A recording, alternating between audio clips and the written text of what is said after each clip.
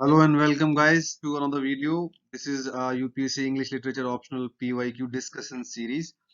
Here I'll be discussing one question per video from the texts in the syllabus. So in this video I'll be talking about A House for Mr. Biswas by V.S. Naipaul, which is in paper 2. So we'll take one prominent question from this text. Keep watching. My name is Harshit Bharadwaj, as some of you probably know. This is my profile.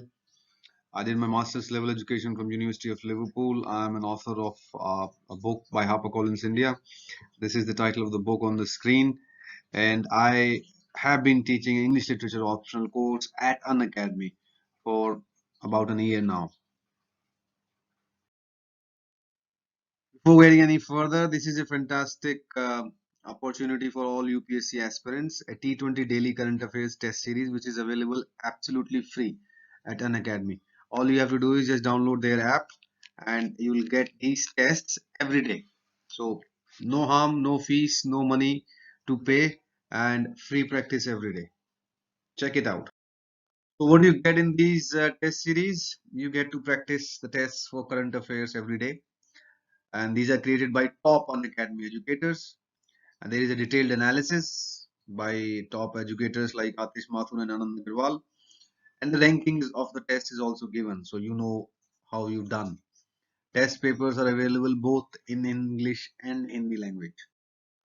So there are 20 questions in every test, 20 minutes, 40 marks, daily at 7:30 p.m. and analysis sessions are also there. So analysis of your tests and a lot of inputs. So how do you enroll to these test series? Just download the Unacademy Learning app, which is free to download. If you don't already have one, register and sign. Again, it's free. Find out the test section, and in the test section you can see all the test sections and enroll in this test series for free to take the test. There is these T20 daily test current affairs test series. You'll need to enter in a referral code, my referral code, to activate your free plan, right? So that's given in the next slide. So to unlock this experience for free and start learning, just use my code HERSH Harsh, and you'll get to do all these T20 tests for free every day. It's great practice and it doesn't cost anything, right? So why don't you go ahead and do it, guys? So the question we are going to do today in this video is discuss the symbolic significance of the title, A House for Mr. Biswas. So this would be one of the most prominent concepts for this text. You need to decode the significance of the title, and in this question they're expecting a lot of things. It covers a lot of ground, so it normally should be asked as a 20 marker 300 words, but they can ask as a short note where they'll only ask about the symbolic significance of the house, the symbol of the house. And in this question we are going to deal with a lot more than just the symbol of the house. Okay, so what should we cover in this answer?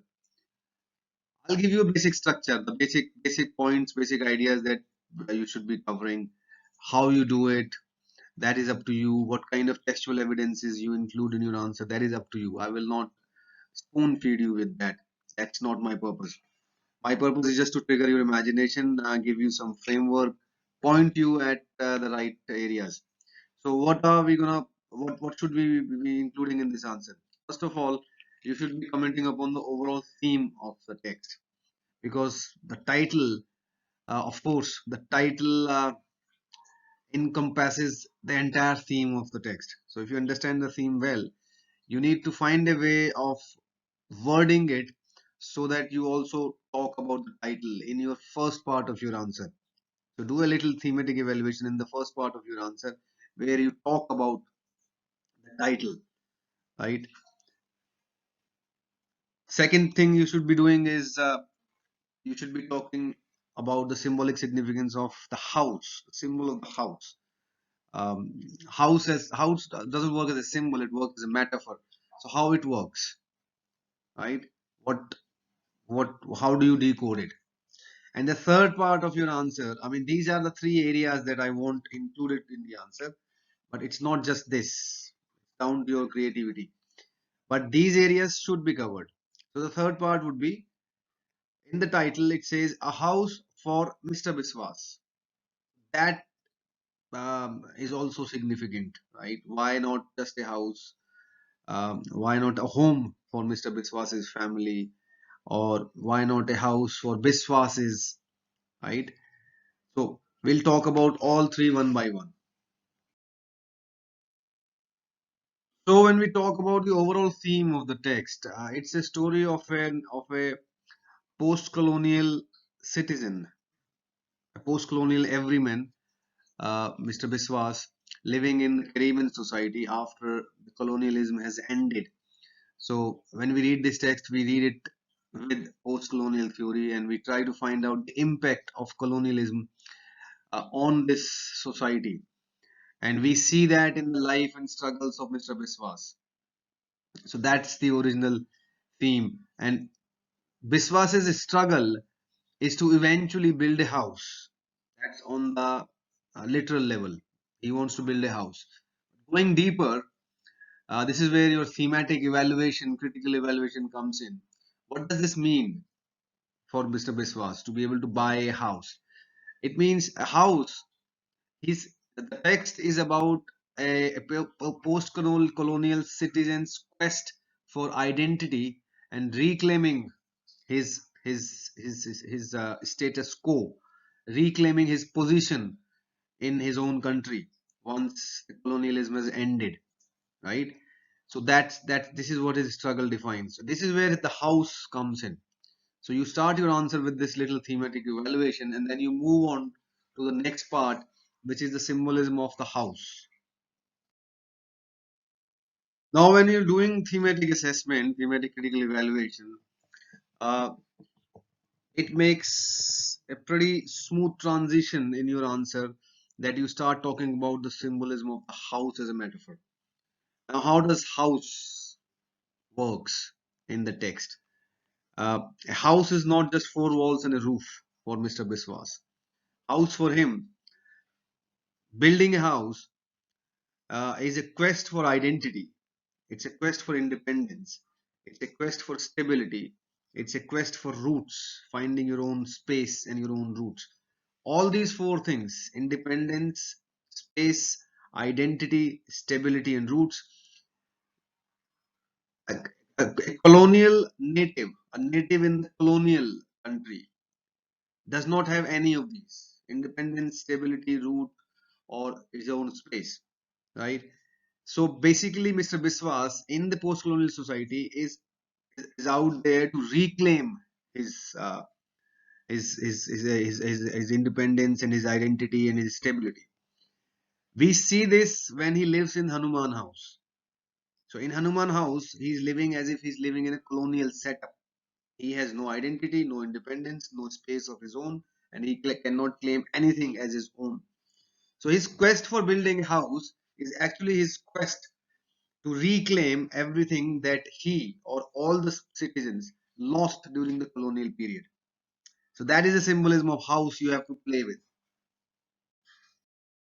Now, when you have discussed the house symbolism in your answer, it's time to tackle the other part of the title for Mr. Biswas. Now, isn't it ironic that the house that he builds, he ends up not living in that house for long, and the house eventually is enjoyed by his family, by his kids and his wife. So the house, that is the point of quest in the entire text, right? Something towards which the entire text is spent from page 1 till the last page. It's eventually not Mr. Biswas's. It is Biswas's kids and family. So we need to talk about whether it was a personal quest for Mr. Biswas to build a house for himself, or was it something larger than that, right? That will give you some ideas. And to think about that, think about what is the literary significance of Mr. Biswas's death at the end. What does V.S. Naipaul achieve by killing this character? Right? He's not able to live in his own house. A happy ending would have been that eventually he got the house, Jesse Tesse, but and he can live there happily ever after. But he's not able to do that. He passes on. Why? What's the literary significance? Why this was done? So what does this tell you? So this is something you need to think when you think about this part. And once you put all these three parts together, you have a fantastic answer.